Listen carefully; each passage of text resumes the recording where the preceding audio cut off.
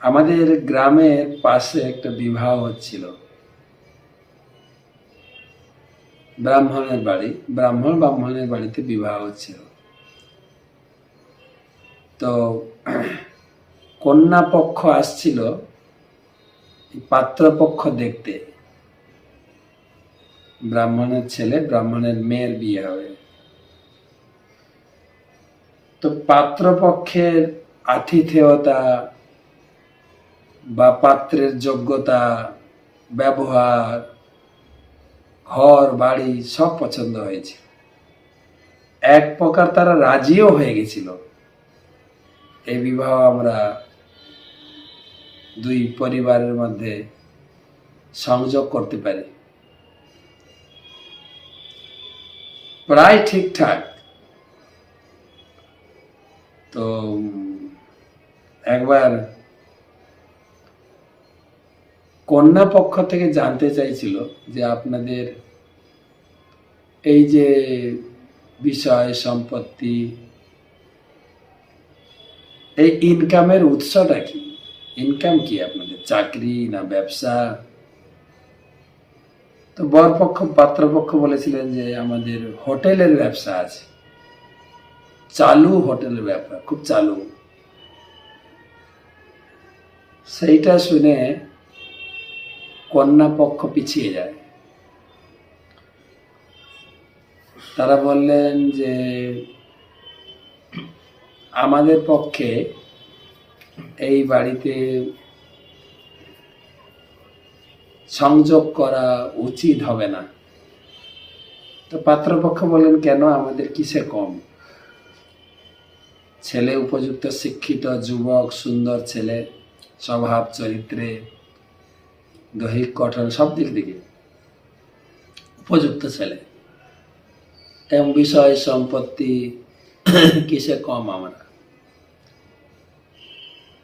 কন্যা পক্ষ বললেন, না, সেদিক থেকে আপনাদের কমতি নেই বা খামতি নেই, কিন্তু হোটেল এটা ব্রাহ্মণের কর্ম নয়।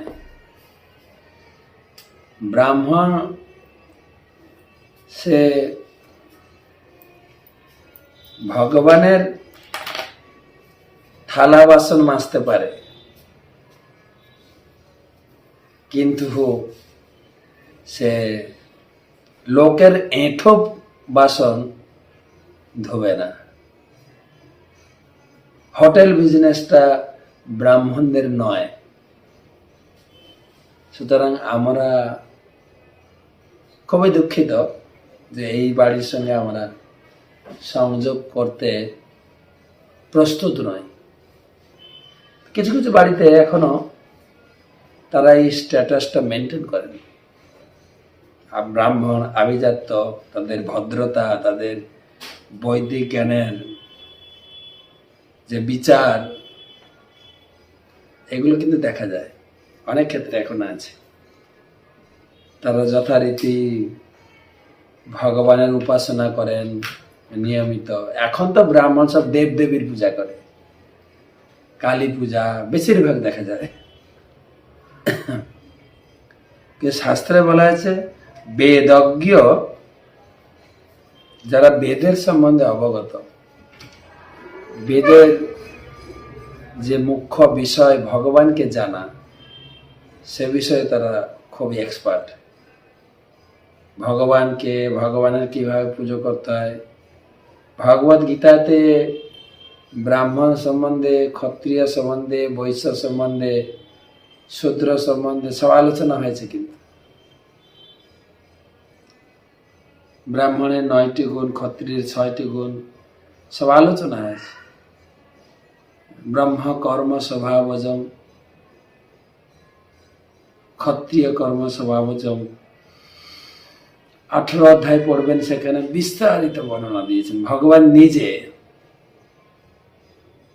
অর্জুন সে ছিল ক্ষত্রিয়,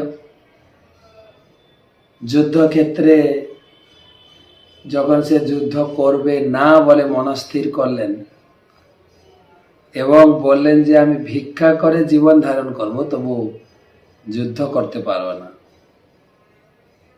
ভগবান তাকে বললেন তুমি ভিক্ষা করতে পারবে তো? তুমি তো ক্ষত্রিয়, ভিক্ষা বৃত্তিটা হচ্ছে শূদ্রের কাজ। তুমি পারবে ভিক্ষা করতে? যেরকম আমরা ইস্কনে রয়েছি, গুরুগৃহে রয়েছি, গুরুদেবের জন্য ভিক্ষা করতে হয়। এই সামনে আসছে অন্নকূট মহোৎসব, গোবর্ধন পূজা, তারপরে আসবে নিত্যানন্দ ত্রয়োদশী, তারপরে আসবে আমাদের গৌর পূর্ণিমা মহোৎসব। একটার পর একটা অনুষ্ঠান লেগেই আছে। এই অনুষ্ঠান, তো এই অনুষ্ঠানগুলো আমরা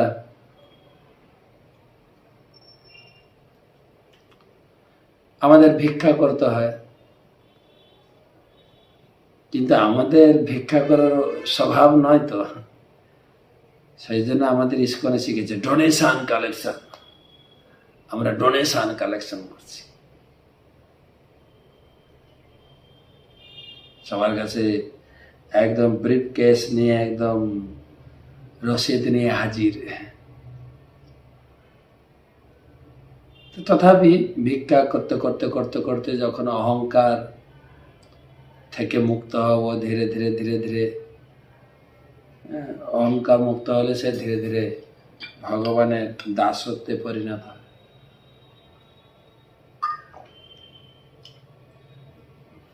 তবে আমাদের যে প্রক্রিয়া, এটা হচ্ছে বৈদিক বর্ণাশ্রম। জাগতিক বর্ণাশ্রম, যার যার নির্দিষ্ট কাজ রয়েছে তাকে সেটা করতে হবে। জাগতিক বর্ণাশ্রম, বৈদিক বর্ণাশ্রমে আমরা দেখি যেরকম আমাদের গুরুদেব, তিনি পূজাও করেন, পূজা করার পরে পূজার যে সামগ্রী সেটা পরিষ্কার করেন। পূজা করাটা হচ্ছে ব্রাহ্মণ কাজ, পরিষ্কার করাটা হচ্ছে শূদ্রের কাজ। কখনো তার যুবক বয়সে তিনি মায়াপুরে নাঙ্গল করে ফসল ফলিয়েছেন, বৈশ্যের কাজও করেছে। আবার তিনি হচ্ছেন এই ইস্কনে যে সর্বোচ্চ পরিচালক মণ্ডলী, জিবিসি, গভর্নিং বডি কমিশন, তার একজন মুখ্য সদস্য। তো বৈদিক বর্ণাশ্রমে একজন সব কাজ করতে পারে, কিন্তু জাগতিক বর্ণাশ্রমে অর্জুন যখন বলেন আমি ভিক্ষা করব, ভগবান বলেন না, তুমি ভিক্ষা করতে পারবে না। ক্ষত্রিয় মাথা নত করে না। তুমি যে যুদ্ধক্ষেত্র ছেড়ে পালাবে বলছো, তুমি কি মনে করছো যে সবাই তোমাকে সম্মান করবে? না, তোমাকে সবাই বলবে তুমি কাপুরুষ, যুদ্ধক্ষেত্রে ছেড়ে পালিয়ে গেছো ভয়ে। তুমি এই রকম বাক্যবান তুমি সহ্য করতে পারবে? পারবে না।